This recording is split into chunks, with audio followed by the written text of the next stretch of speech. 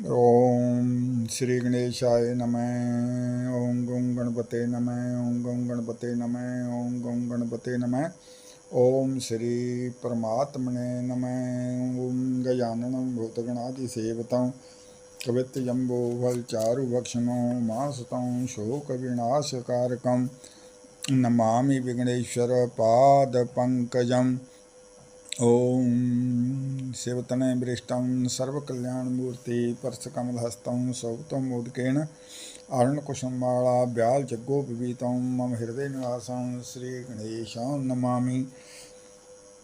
प्रिय श्रोताजन, प्रिय दर्शकजन, प्रिय भक्तों, आप सब भक्तजन मेरे आध्यात्मिक चैनल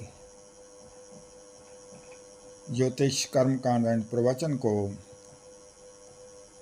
YouTube के माध्यम से श्रवण कर रहे हैं। आज के हमारे प्रवचन का विषय है कि ज्योतिष शास्त्र के अनुसार साहा सोते समय, शुद्ध विवाह निकालते समय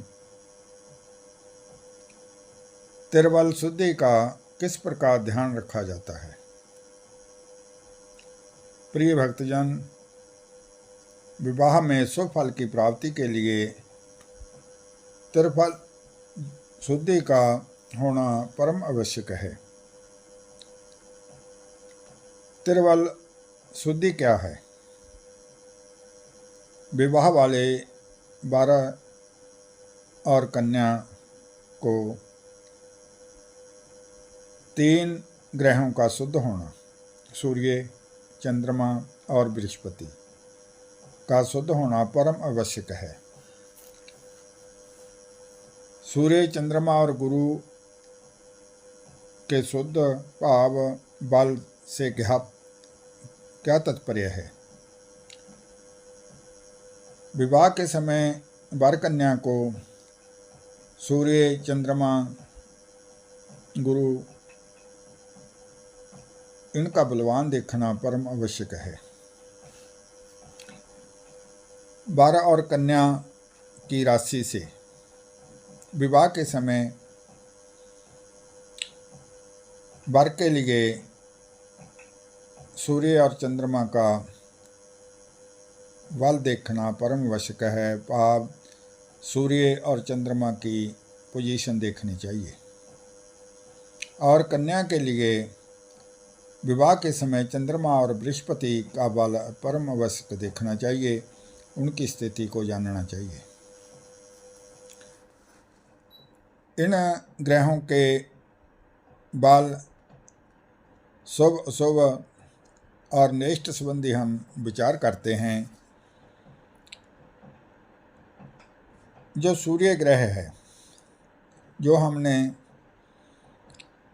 12 और कन्या दोनों के लिए ही उस समय विचारना होता है। सूर्य ग्रह 12 अथवा कन्या की प्रसिद्ध नाम राशि अथवा जन्म राशि से यदि वह तीसरे, छठे, 10वें और 11वें स्थान है पर स्थित है तो सूर्य ग्रह शुभ है, श्रेष्ठ है, विवाह निकाला जा सकता है। यदि वर को सूर्य उसकी जन्म राशि से अथवा प्रसिद्ध नाम राशि से पहले, दूसरे, 5वें, 7वें और 9वें स्थान में अथवा इन भावों में है तो सूर्य ग्रह वर के लिए पूज्य है। यदि वह जन्म राशि अथवा नाम राशि में पहले, दूसरे, 5वें, 7वें और 9वें भाव में है अथवा स्थान में है तो वह सूर्य पूज्य है और वर के लिए सूर्य की पूजा परम आवश्यक है। और यदि सूर्य ग्रह वर की जन्म राशि अथवा नाम राशि से चौथे 8वें 12वें स्थान में है तो सूर्य अनिष्टकारी है, नेष्ट है, और इसे हम त्यज भी कह देते हैं। यदि विवाह के समय वर की प्रसिद्ध नाम राशि पर अथवा वर की जन्म राशि पर सूर्य की स्थिति चौथे 8वें और 12वें है, सूर्य की स्थिति चौथे 8वें और 12वें है, तो चौथे 8वें और 12वें में सूर्य अनिष्टकारी है, नेष्ट है। और यदि वर को उसकी राशि पर सूर्य चौथे 8वें 12वें इन भावों में से चलता हो या इन में से किसी भी भाव में हो तो विवाह नहीं निकाला जाता, विवाह नहीं बनता है।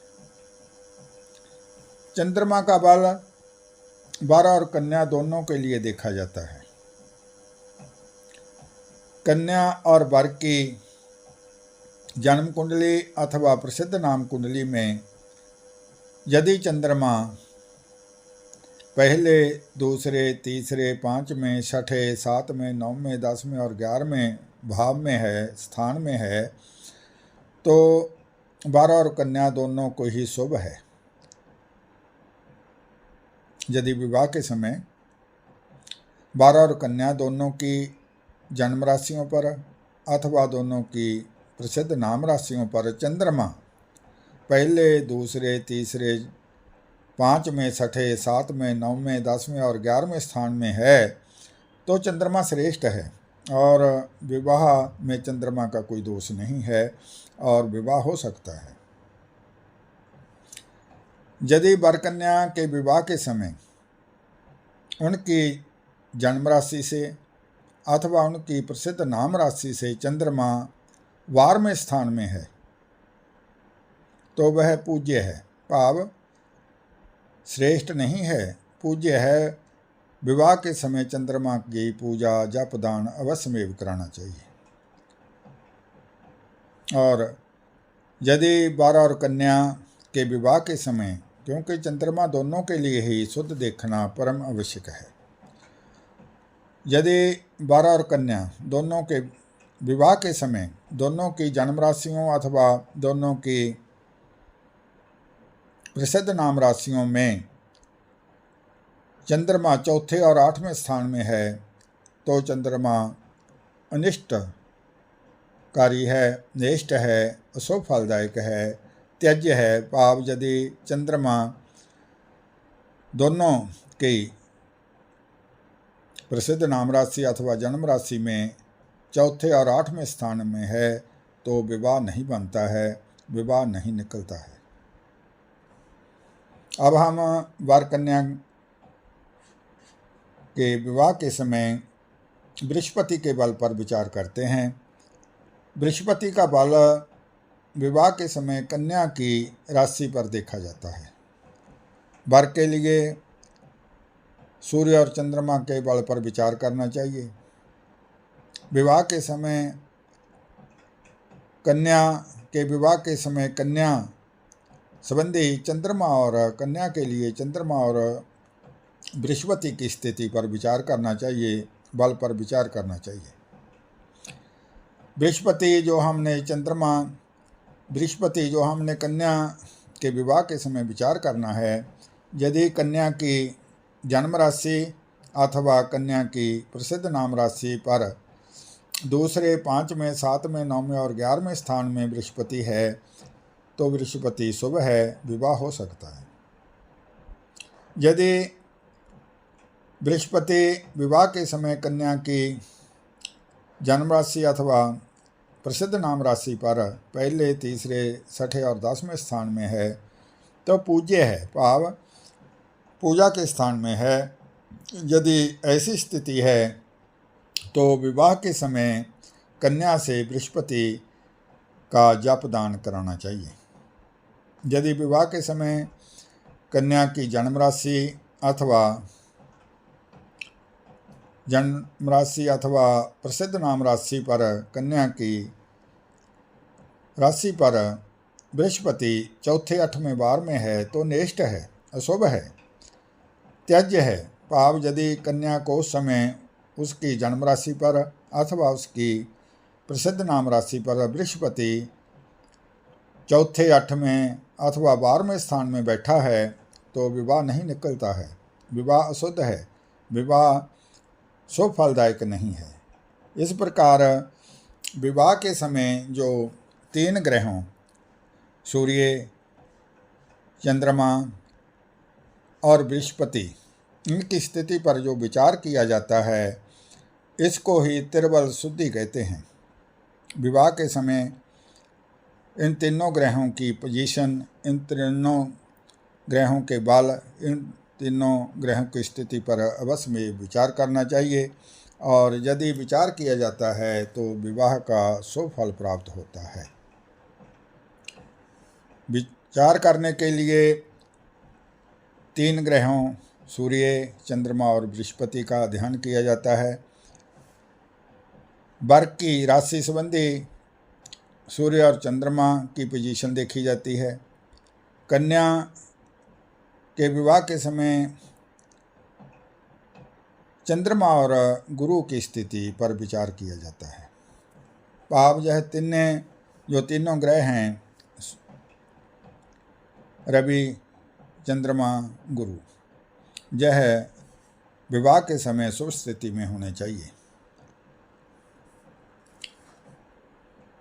वर की जन्म कुंडली अथवा प्रसिद्ध नाम कुंडली को बनाकर उसमें देखना चाहिए कि सूर्य और चंद्रमा कहाँ बैठे हैं और इनकी क्या स्थिति है।